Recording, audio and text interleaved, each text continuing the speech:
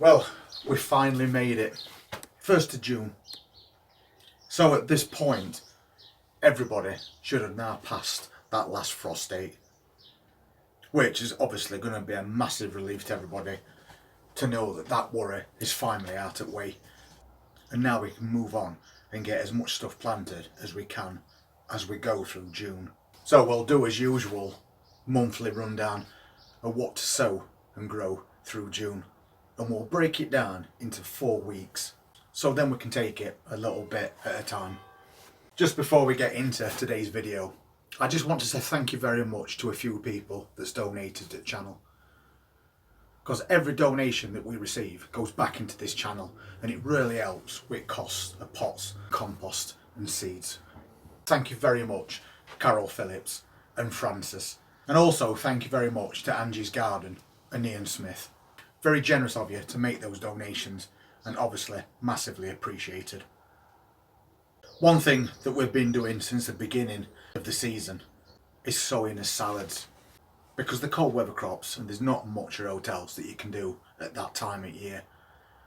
But every single month, at the beginning of the month, you're going to be continuously picking at your salads. And as it gets warmer, you're going to be taking more and more. So you need to remember to re-sow seeds every 2 weeks. And as you're sowing those seeds, you should have plants that you can prick out and move on as well. And you can keep that constant supply of fresh salad going all through season. Also, you're going to start thinning quite a lot of things out during week 1 of June. Things like your beetroots. You may have already sown some in rows in garden, raised beds, or even planters. And we've done that in raised beds and in containers. And we're now starting to get nice sized little leaves poking up out of soil. But they're going to be very close together. So unless you're growing them for leaves, you need to start and thin those out. Otherwise you're not going to get very big bulbs.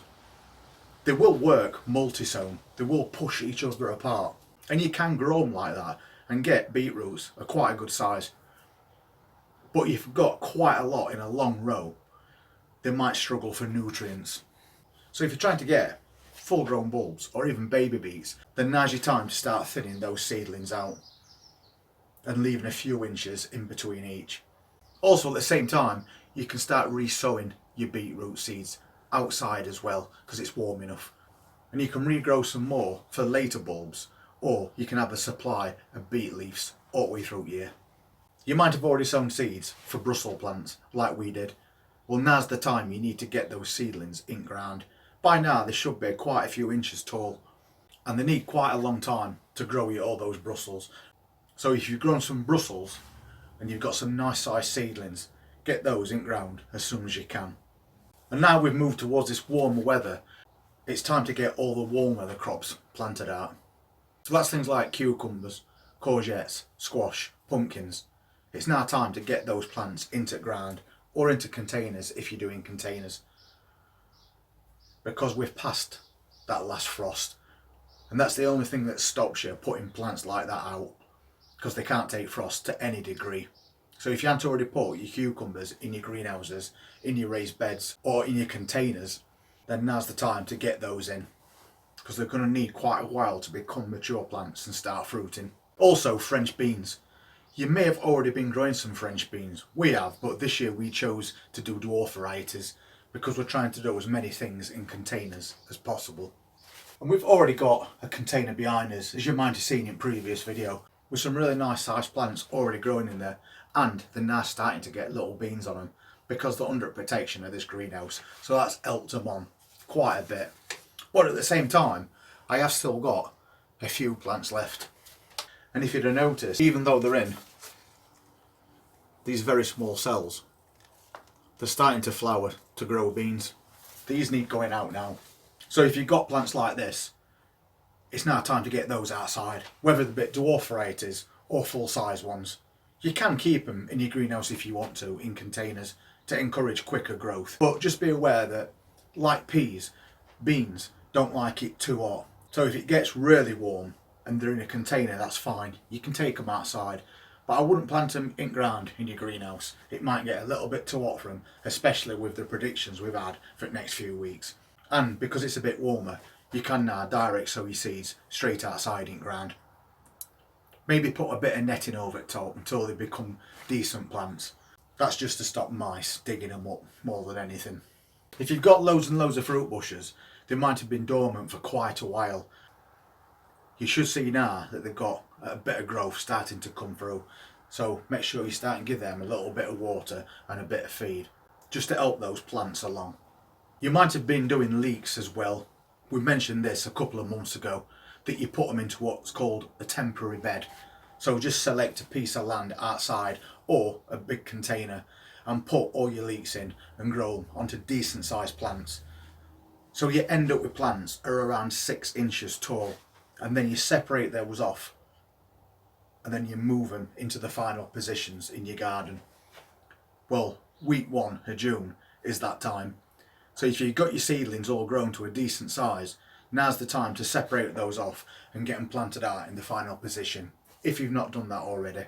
Also by now, we're starting to get some good size on those onion sets that we've planted out. We've got some plants that are this tall, but you need to be careful with watering on your onions.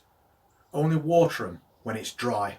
Don't water them religiously every day, because if you do, you'll cause those bulbs to start rotting. Water when necessary. And you'll notice as you approach August, you'll see the tops of those onions will start to fall over, almost as if that plant's dying, but it's not. That's a perfectly natural process of an onion. It'll reach a certain point, usually around the beginning of August, where all your plants will just fall over, they'll lay flat. That is no longer feeding that onion stem. And when those stems fall over, your bulbs start to swell. And after a couple of weeks, they're ready for harvest. Between now and then, water when necessary, not religiously. Along with your beetroots and other vegetables that you might have already planted, you might have sown some parsnips. And obviously parsnips, like carrots, are direct sown seeds because they grow tap roots. And if you don't direct sow things like that, they tend to spiral, and then you get forked carrots or forked parsnips. Basically, they just look a mess. So you should have already sown those seeds. And if you'd not done it from the very beginning, you need to start and thin those plants out now. You might have planted them a little bit close together, which a lot of people do, because sometimes some of the seeds just don't work. So it's better to have more than not enough.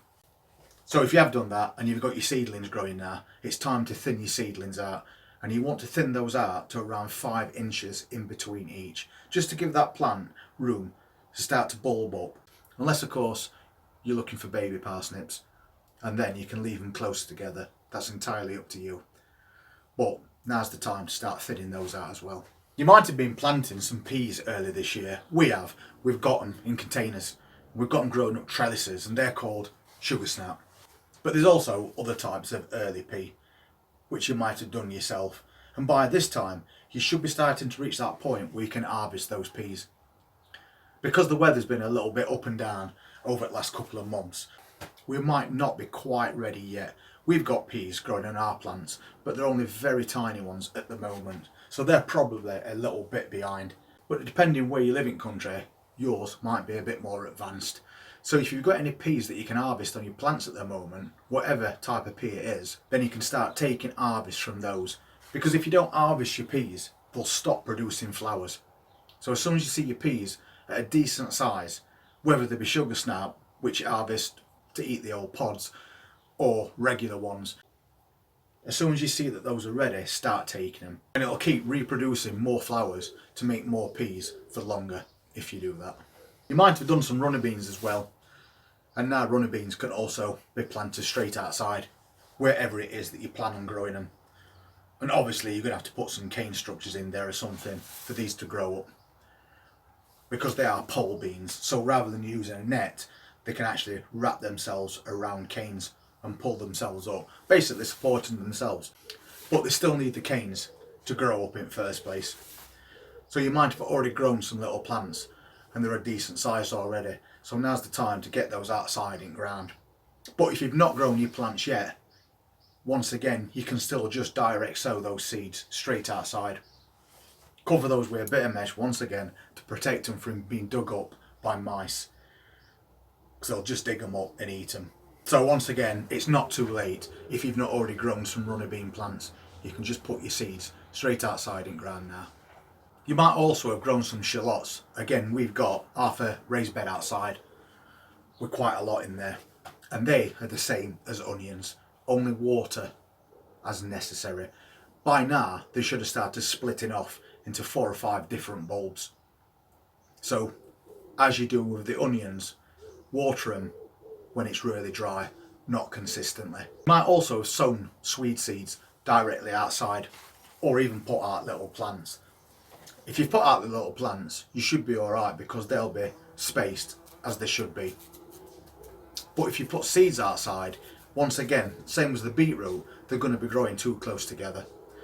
So you need to start and thin out your Swede seedlings as well.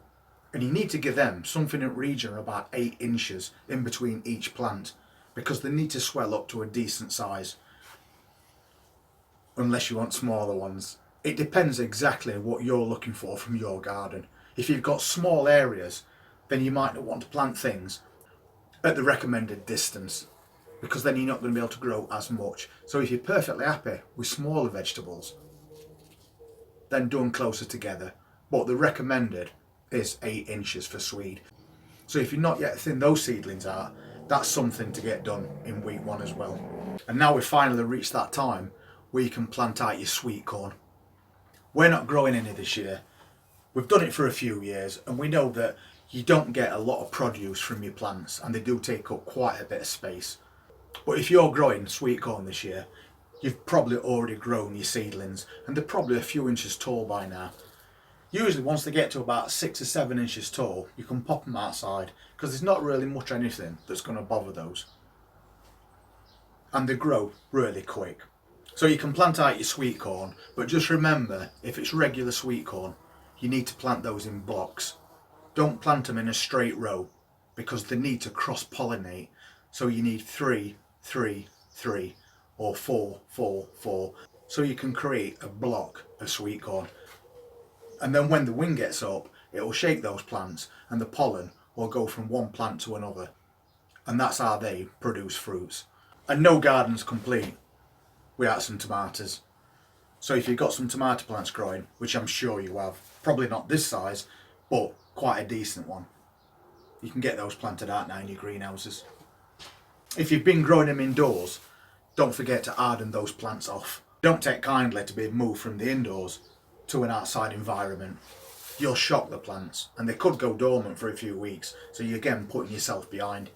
So you need to harden them off for a week. And you need to do exactly the same thing with your peppers, because I'm pretty sure most people grow peppers indoors, because it's a little bit too cold to grow them outside in your greenhouses, especially if you're starting them from seed. So if you have grown some peppers indoors along with your tomato plants, it's now time to start bringing those out a couple of hours a day, not in direct sun, just to get them used to that environment, and then take them back in at night. Do that for about 5 to 6 days, and then your plants are then hardened off. And then you can bring your tomatoes out and get them planted in your greenhouses or in raised beds outside, depending on your climate and the variety that you're using. And that's it for week 1, and it is quite a lot. But as we go through June, it does become less and less of planting out, but more maintenance, which is also important. So what we'll do now is we'll move on to week 2. And there's not as many things to do during week 2, apart from the obvious bits and bobs that you'll be doing, like your little cleanups. But one thing we can be doing in week 2 is harvesting carrots, because like us, you might have planted some quite early in year. We've done quite a few in different containers. And carrots are very cold hardy, so you can grow them quite early on. So you should be in a position now where you've got some nice big carrot tops on your plants. So have a little look around the base of those and see if you can see any size of a carrot at all, depending on what variety you're growing, because you might be in a position second week of June to start harvesting a few carrots.